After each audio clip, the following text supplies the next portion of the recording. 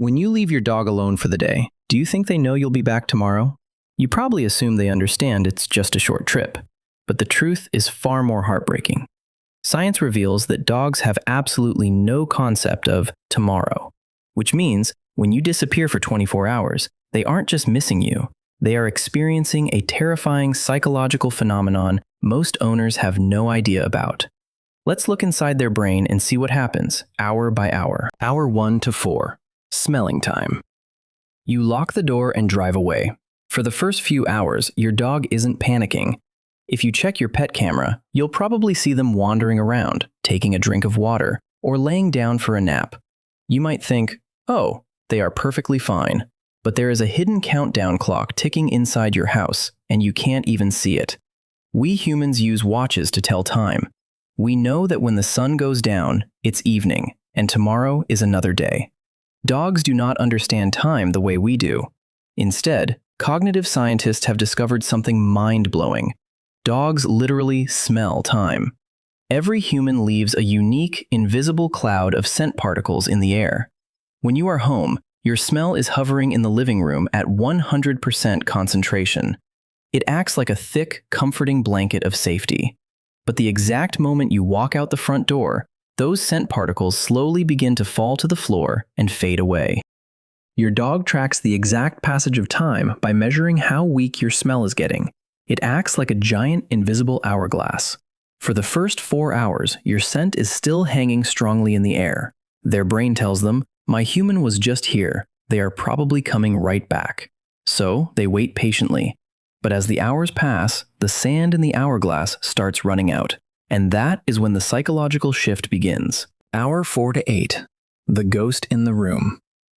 By hour 6 or 8, the concentration of your smell has dropped to a critical level.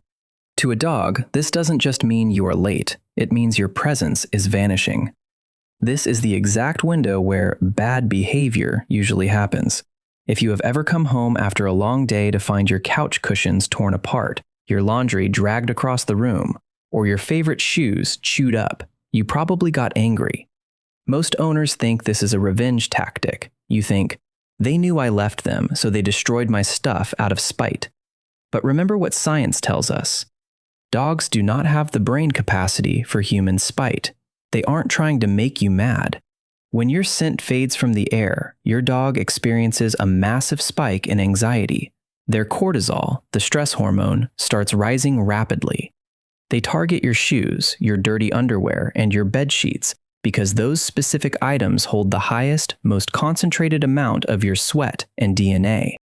To self-soothe, they bury their nose in your clothes or chew your shoes, trying to squeeze out more of your trapped smell into the air. They are desperately trying to rebuild a ghost of you. Furthermore, the physical act of chewing and licking releases endorphins, the brain's natural painkillers. They aren't being bad. They are having a panic attack, and your shoe is their emergency medication. Hour 8 to 12, the ancient alarm. As we cross the 8 to 12 hour mark, the sun usually goes down, the house gets dark, and the psychology of loneliness turns into something much deeper, evolutionary terror. To understand this, you have to remember that underneath that cute collar, your dog still possesses the ancient wiring of a wild pack animal. In nature, a wolf or wild dog's entire survival depends on the group. The pack shares body heat, protects each other from predators, and hunts together.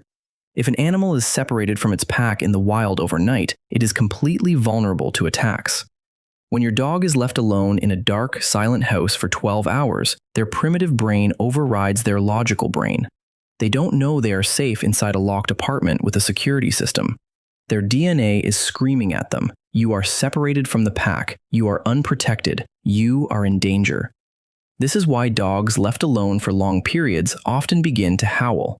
Howling is not crying.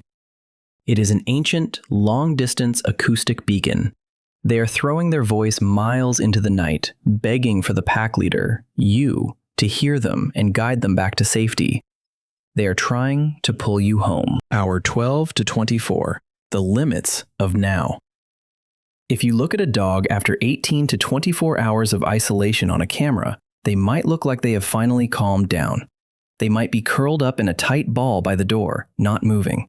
You might think, good, they are just sleeping until I get back. But science reveals a heartbreaking reality. They aren't resting. They have entered a state of emotional exhaustion. Humans have a highly developed prefrontal cortex. If someone leaves you in a room but says, I will be back tomorrow, you might be bored, but you know it will end. You understand the concept of the future. Dogs do not. Dogs have very limited episodic memory. They cannot project themselves into the future. They live entirely in a psychological state that researchers call the forever now. When you have been gone for a full 24 hours, the ambient scent of you in the air has completely disappeared. The routine they rely on to predict the world has been shattered. Because they cannot comprehend the concept of tomorrow, they do not know that you are just on a weekend trip. To a dog's primitive mind, if you are not here right now, you are just gone.